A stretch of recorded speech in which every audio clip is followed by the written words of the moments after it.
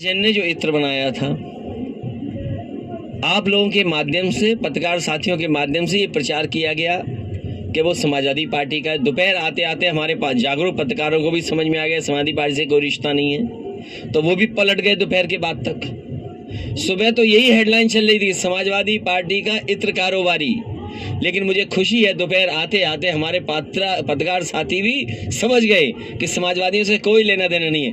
आपको ये सोचना चाहिए कि गलत जगह छापा मार दिया, बीजेपी ने अपने ही कारोबारी पे छापा मार दिया, उसकी सीढ़ियां निकलवाइए। अगर एक एक भाजपा के नेता का नाम ना निकले तो बताइएगा हमें।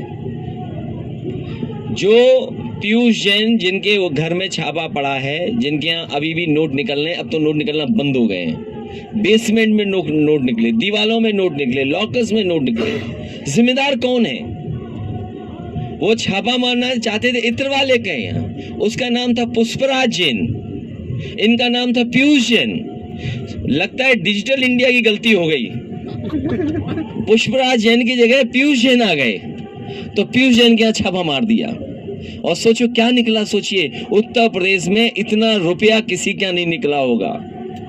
जो सरकार में है वो बता सकते हैं रुपया कहां से आया है, जिनकी बैंकें हैं वो बता सकते हैं कि बैंकों से पैसा कब निकाला गया है। और अगर नई नई गड्डियां निकली हैं उसमें, तो जिस बैंक की गड्डी पर नाम लिखा होगा, जिस बैंक से निकला होगा, वो बैंक बता सकती है कि किस समय निकाला गया है। उसकी पर्ची पे भी लिखा होगा कि किस ब्रांच की है, किस तारीख की वो गड्डी है, और नंबरों से सरकार जान जाएगी आखिरकार कहां से निकला है पैसा।